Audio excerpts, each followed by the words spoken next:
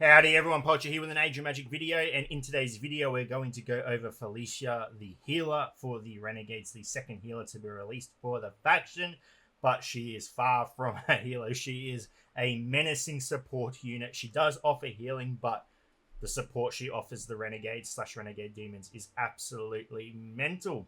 So we'll go over her stats, her abilities, animations, and we'll have a battle at the end as well.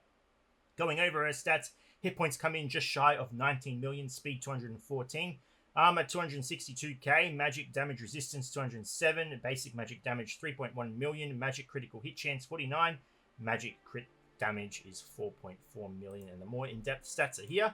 Feel free to pause it, take whatever information you want. It's there for you to use how you see fit. Let's jump over to the arena now and start looking at this hero.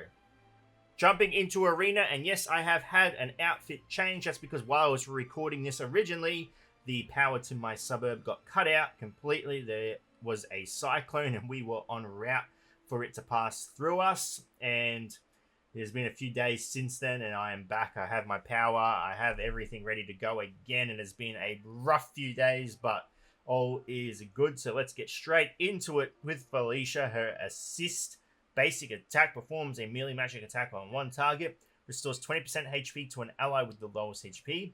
The effects also trigger on counters and support attacks. Awakening this casts a boss mark on the target. The next hit from this boss is guaranteed to be critical, restores more HP to allies. It's a very interesting basic, always good to see it apply the effects when used through a counter or a support attack. There are so many basic attacks in this game that are really good. However, they are not carrying their effects when they are used through counter or support, which is a shame. I really wish it just happened for every hero that way. It would be really, really good and definitely add to a little bit more strategy in battle. And interesting to see boss mark as well. We don't see much of marks at all in this game, which is a shame. Marks are a really cool aspect to the game and we just do not see them enough. But chuck it on and you will get a guaranteed crit from the Corvus if you are running the Corvus leader. Let's go ahead and attack the Yuki with the basic. She dashes across and smacks the Yuki across the face. There we go. And of course the Void Gummer comes through with his support. Beautiful, beautiful, beautiful. Let's move on to the next ability. We have Magic Reagent for her second ability. Cast 2 stacks of a buff, increasing dodge chance by 100% on all allies. 1 stack is spent on every dodge. Cast 1 stack of a buff removal ban on all allied demons and renegades. Disappears after triggering. Performs a ranged magic attack on all enemies. Damage is increased by 10% for every effect not cast by the ability. Awakening this, damage is increased by 25%. Felicia and her ally with the lowest HP gain 2 extra stacks of increased dodge chance. So we'll go ahead and look at the animation of the ability. There we go. She casts a red mist over her team and then throws it at the enemy. I don't have to explain how powerful this ability is. 2 stacks of a dodge, 4 on herself and an ally as well. Just mix this with the absolute sheer power the Renegade Demon faction is. Not being able to strike them is a big deal. However, versing them as the AI, she's most likely not going to cast this ability first, so you've got a bit of time to get your abilities hitting before she does go ahead and cast this. So it'll make sense though why she's not casting this in a moment as we move over to her third ability. Her third skill is Mutagen. Casts Mutagenic Ulcer on the target for 3 turns. Has a 33% chance per other allied demon or renegade to cast Ulcer on all other enemies as well. At the start of the turn, Ulcer deals damage to the target equal to 200% of Felicia's basic damage. When the target's HP drops below 40%, they transform into a Distorted. A dark creature with no class, faction, or brotherhood. The Distorted inherits the target's star level, HP percent, hero level, equipment, and abilities. Leader and passive abilities do not work during this transformation. When transformed back, the target's HP will be equal to the max HP percent of the Distorted. So it's essentially the same creature that Mordred can turn enemies into. The duration of Mutagenic Ulcer is not prolonged if cast for a second time.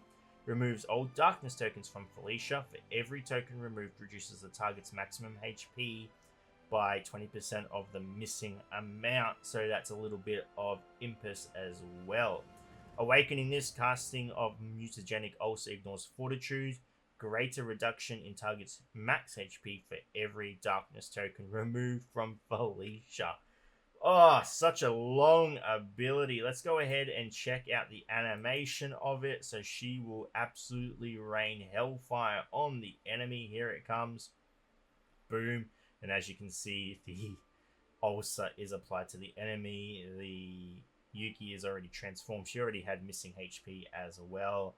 But you can see the devastation this is going to cause. It is Mordred on steroids. This ability is absolutely insane. It is a debuff, however, so it can be cleansed, but it has the potential to put the enemy at risk of all being transformed into the distorted. So it is probably one of the most powerful abilities in the game. Mix that with the, again, powerhouse, the Renegade Demon faction is the enemy does not have a way to purge this off them.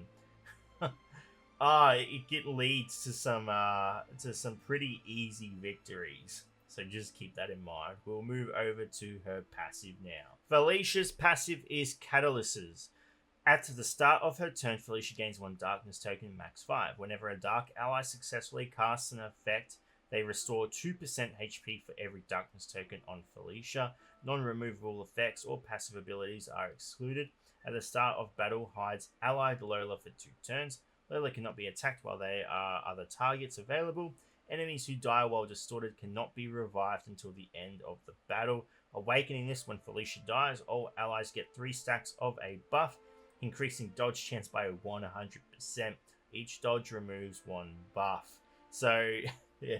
She has a safeguard. If she's killed, she's going to give a lot of protection to her team. She hides Lola, which is always good. Lola is such a strong character as well. And she has inbuilt healing. So when you consider that whenever a Dark Ally successfully casts an effect, this whole team is built around casting effects. I think Devourer is the only one that doesn't. I think it's just pure damage. I don't know what.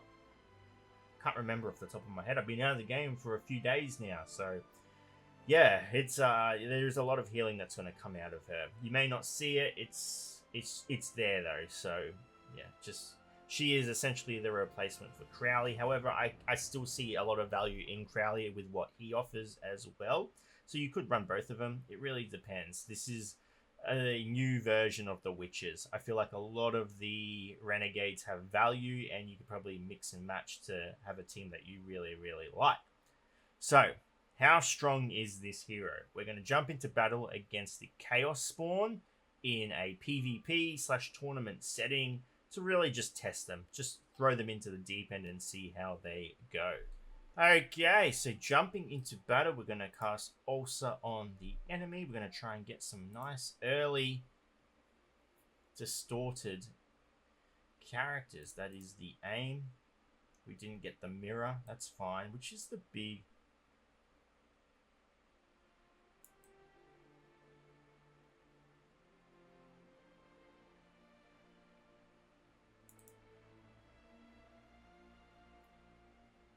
That's fine.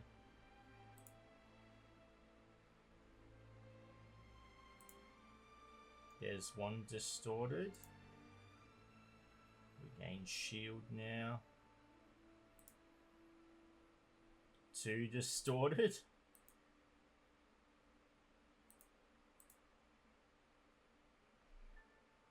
Okay, there is no debuff anymore, but that's fine. We've already... The damage has been done, hasn't it? Where do they go from here? The healing from the Crowleys, you definitely feel it missing. That's for sure. But, I mean, they just keep hanging on, don't they? We do lose the Felicia, but that's fine. I mean, she's already served her purpose, hasn't she? There's nothing that can be done. Oh, what an absolutely terrifying debuff. 40% HP, I mean, there's so many factions that have big bursts at the start of combat now that yeah, oh man, it's terrifying. It is absolutely terrifying. It's obvious. There's obvious ways to combat it. As I mentioned before, it is a debuff, so it can be cleansed. It's just the amount of damage that comes out of the Renegade Demon faction is so fast. Its burst is insane. That if you can't clear it almost instantly, your team could fall apart quite quickly. So yeah, very interesting. Very interesting. It'd be interesting to see how people combat this. I'm interested to see how I will combat it, because I definitely want to come up with ways to fight this, because Felicia is an insane hero. But there you go. That is the team in action against one of the strongest teams in the game. Anyway, ladies and gentlemen, thank you so much for watching. If you have any questions, feel free to leave a comment below. I will answer it to the best of my ability. And if you're around the world, until next time, please take care of yourself.